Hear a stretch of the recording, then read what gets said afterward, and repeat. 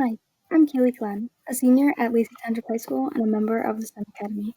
I've always wanted to be a hero, so I'm looking into a career of mechanical engineering, but I'm getting a bit ahead of myself.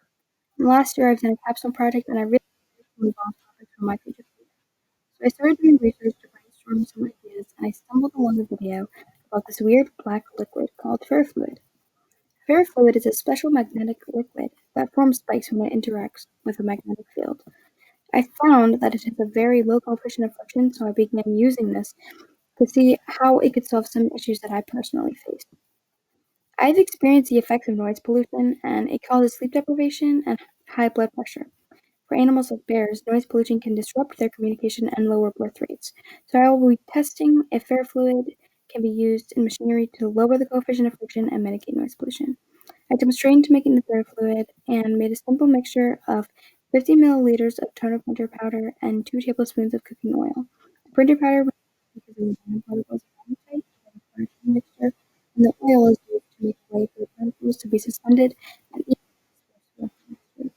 It was very finicky, so I had to try and use some different methods, like separating out the stronger magnetic particles and using some different oil until it looked like this. It is not 100% perfect, but it does function similarly to lab-grade ferrofluid and can be used in testing. For testing, I used a dual range force sensor and some important equations to find the coefficient of friction between two surfaces with and without the ferrofluid.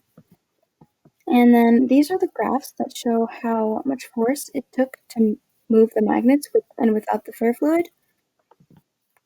And after crunching some numbers using the formula force of friction equals mu times force normal, I found that the coefficient of friction with the ferrofluid was about 0.01 and the coefficient of friction without the ferrofluid was about 0.4. And knowing that ferrofluid can lower friction and vibration, I hope to implement this into more construction site machinery so we can all get some sleep.